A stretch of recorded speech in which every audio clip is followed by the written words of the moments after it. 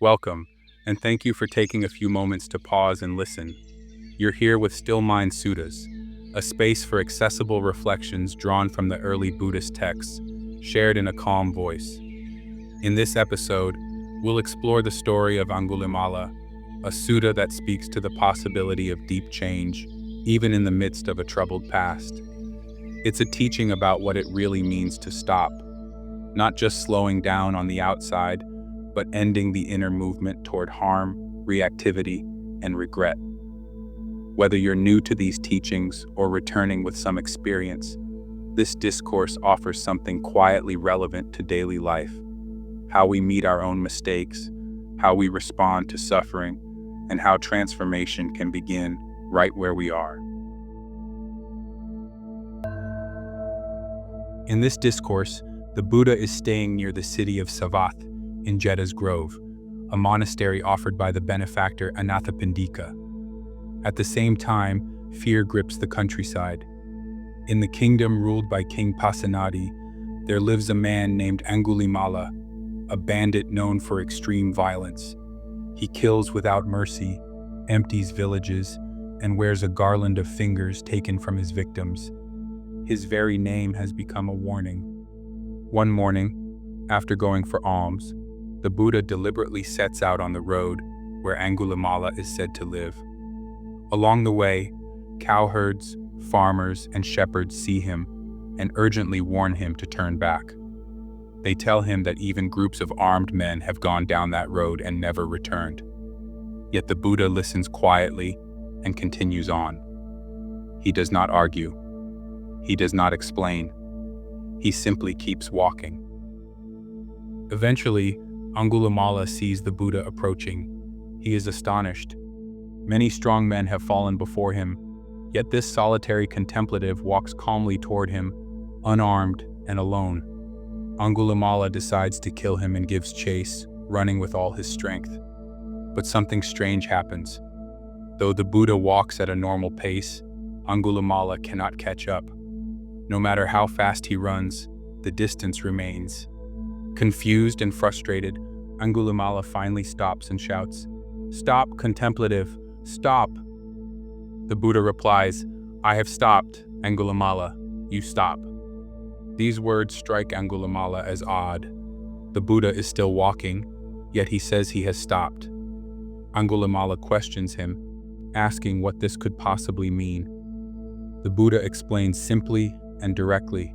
He says that he has stopped once and for all by giving up violence toward all living beings.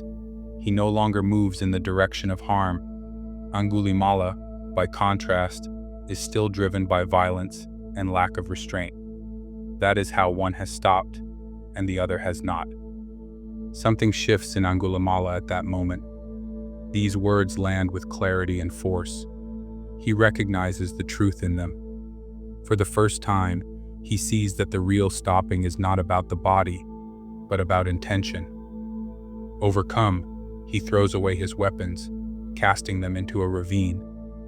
He bows at the Buddha's feet and asks to leave behind his old life and enter the path of renunciation. The Buddha accepts him with a simple phrase, "Come, bhikkhu." With those words, Aṅgulimāla becomes a monk. The man once feared throughout the land now walks behind the Buddha as his attendant, dressed in robes, living by alms, training his mind. News of this transformation has not yet spread. In Savatthi, a crowd gathers at the palace gates, demanding that King Pasenadi deal with the dangerous bandit, Aṅgulimāla. The king rides out with soldiers and goes to see the Buddha. When the Buddha asks what troubles him, the king explains his fear and anger toward this violent criminal. The Buddha then asks the king to imagine something unlikely.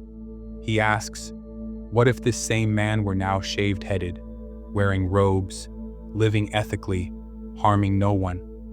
How should he be treated then? The king replies that such a person would deserve respect, support, and protection, but he doubts such a transformation is possible. At that moment, the Buddha points to a monk seated nearby. He tells the king that this is Aṅgulimāla. The king is shocked and afraid. Seeing this, The Buddha reassures him that there is no danger. Aṅgulimāla confirms his identity and speaks calmly. The king, now composed, offers him material support, but Aṅgulimāla declines, content with his simple robes and way of life. The king reflects aloud, amazed that the Buddha has tamed someone whom armies could not restrain, and done so without force or weapons. Later, while walking for alms, Aṅgulimāla encounters a woman in severe labor. Seeing her suffering, his heart is moved. He goes to the Buddha and speaks of how deeply he was affected by the sight, realizing how tormented living beings can be. The Buddha gives him an instruction known as an act of truth, a statement grounded in truthfulness meant to bring benefit. Aṅgulimāla is told to tell the woman that since his noble rebirth, that is, since entering the path of awakening, he has not intentionally harmed any living being, and to wish her and her child well.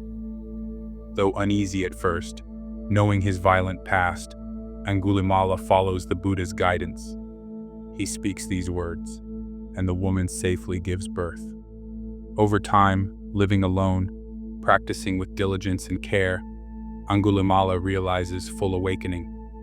He comes to know directly that the cycle of rebirth is finished, that the task is complete.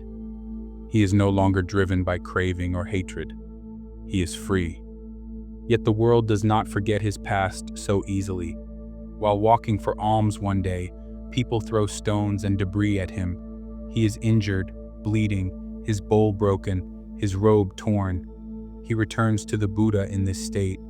The Buddha tells him to bear it patiently, explaining that the painful results of past actions are now ripening in a lesser form, here and now, instead of in far more severe future suffering. This is karma, not as punishment, but as cause and effect unfolding.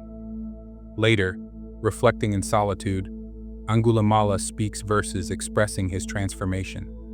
He compares his change to the moon emerging from behind clouds. He acknowledges his past harm without denying it, and rejoices in the possibility of freedom. He even wishes that his former enemies might hear the teaching and find peace.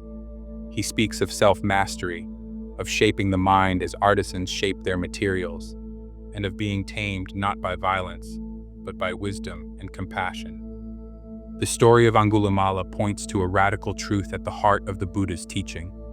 No one is frozen in their worst actions forever. Stopping does not mean standing still. It means ending the movement toward harm. Restraint, honesty, and care can begin at any moment. This sutta invites reflection on how we carry our past, how we respond to suffering, and how real change happens, not through force, but through clear seeing and the courage to stop.